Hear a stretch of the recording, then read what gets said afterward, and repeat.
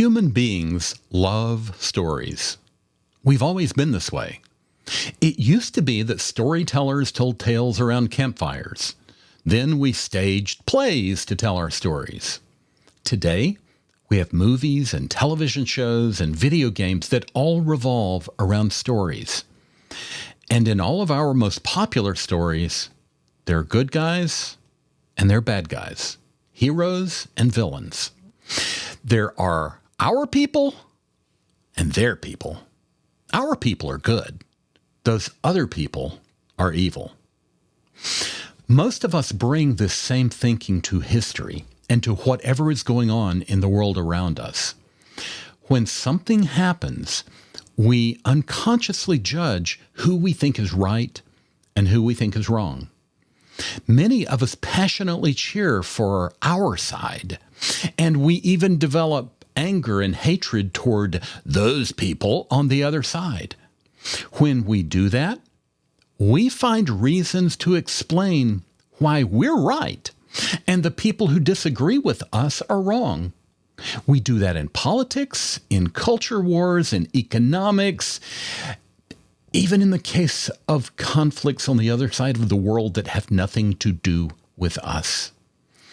We are absolutely certain that our way of seeing good and evil must be objectively true. I've been thinking about this in the past couple of days when I read reactions to the latest war going on in the Middle East. There are some people who are absolutely certain that the Israeli government is good and that the Palestinian faction which attacked them is evil. There are others who are absolutely certain that the Palestinians are the victim of evil done to them for the last 75 years or so, and that the Israeli government is evil. I would like to suggest that history is rarely as simple as any of us want to make it. That doesn't mean that evil people don't do evil things, but it does mean that your way of understanding something is going to change depending on which facts you choose to consider and which facts you choose to ignore. History is filled with injustice, and all of us are descended from some humans who have been victims and other humans who have committed terrible evil against others. And the question of who's the victim and who's the aggressor can change very easily, depending on who is winning the brutal battle that cultures fight for dominance. Take a random example from the territory that we call Great Britain today. We tend to see the natives of England and Scotland to have been the Anglo-Saxon people. But the truth is that they were invaders to this land. The Angles and the Saxons were two related Germanic tribes from Northern Europe who invaded and took the place of the native Britons who were there before them. Now, Danish Vikings also tried at various times to conquer parts of the island. The Angles and the Saxons conquered the natives who were there before them. The Vikings of the so-called Danelaw region, well, they fought to establish themselves as conquerors too. Slowly, the Anglo-Saxons won and the Viking blood mixed with the Angles and the Saxons, and the victorious kings who grabbed little regional parts of the place before it ever finally came together, they considered themselves Anglo-Saxons. But then French invaders from Normandy came, and they conquered the Anglo-Saxon world. They defeated the Anglo-Saxon king, and they took over. As a result, French kings ruled over England for centuries, and they remained more French than English for a very long time. Now, I am wildly oversimplifying the history of England and Scotland. I'm leaving out various people in ways that the people splintered, but it's a complicated story of various people competing for land, power, and wealth. So when you look at English history, are the Anglo-Saxons sympathetic victims, or are they evil aggressors? That changes depending on whether they were winning or losing their battles from century to century. Even if we could pick out certain groups or individuals among them to call victims, as we could easily do, those same groups or individuals could be seen as aggressors in other instances. That's just the way human history has been. It doesn't make it right.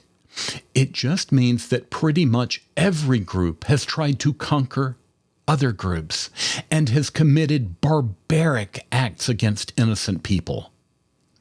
Humans have been barbaric and evil in these tribal ways, and we make horrible mistakes when we try to pretend that our side has always been good and their side has always been evil.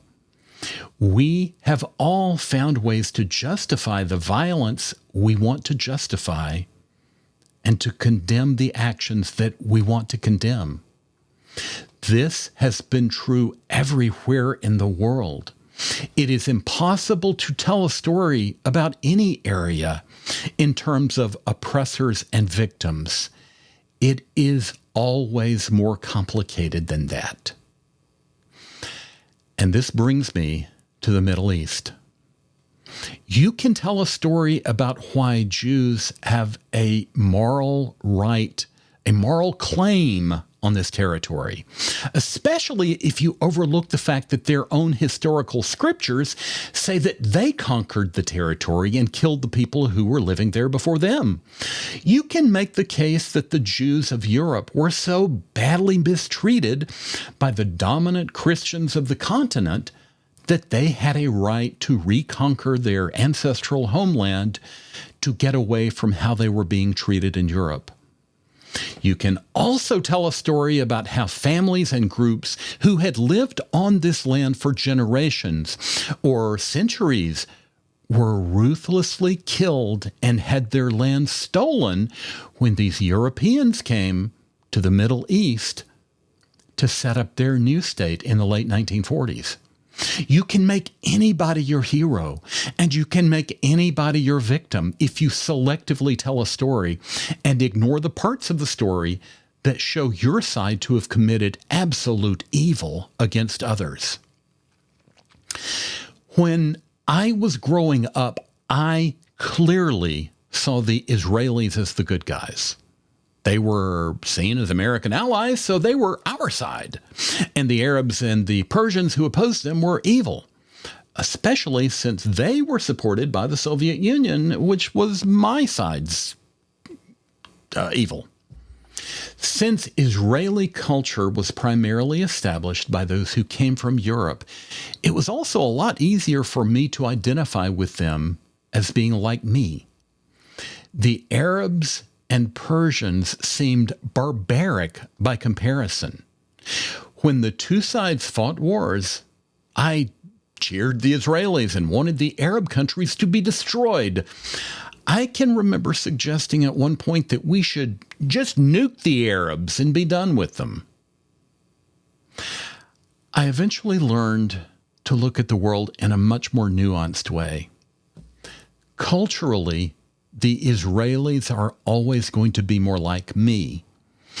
But I learned not to blindly assume that I could say what should happen in this little piece of land. I'm honestly not sure whether things will ever change until one side or the other actually wipes the other out, because I'm not sure they're ever going to learn to live together in peace. But their problem is not my problem to solve for them. And I don't see that there is any rational or reasonable way to say which of these two contradictory desires should prevail. The only thing I can say for certain is that killing innocent people is barbaric and evil, no matter who does it. What we have today is two groups of people who are absolutely certain that their stories about long-term injustice are the truth. Each side is eager to explain why their side should prevail because of injustices that were done by others, often by people and groups which are long dead. But I can say with absolute certainty that doing injustice to some people today does absolutely nothing to change injustice that was done in past generations. If you commit murder in the name of revenge for past injustice, you're not changing the past, and you never will. This is the most important part of what I have to say here. Holding on to anger and bitterness about injustice from past generations only creates new hatred that causes individuals to be locked in a never-ending cycle of hatred and violence. And they are killing each other over a past which cannot be changed. It simply creates new injustice and new bitterness and new hatred, all of which doom people who have yet to be born to having violence and injustice committed on them. I'm not asking you to change your mind about who's right and who's wrong in the Middle East. I'm just trying to get you to consider that the issues are vastly more complicated than you've probably been taught. There is no question that the recent attacks on Israel by the Hamas group are evil. Innocent people have been slaughtered in front of our eyes, and millions of people are now in danger as a result. I'm not going to pretend that there's an easy solution to this fighting, either short-term or long-term. I only want you to see that when you are taught to see this story as a simple matter of good guys on one side and evil people on the other, you are being taught a fairy tale. The real world is a lot more complicated than that. It always has been, and it always will be. The truth is that a lot of innocent blood is going to be spilled by a lot of people on both sides of this ancient conflict. But I will not be dragged into the position of becoming a cheerleader for killing on either side. I pray that the people involved can learn to live together. But if they refuse to do that, I won't be dragged into cheering for the bombs and the bullets that are slaughtering innocent people every day, no matter which group they're a part of.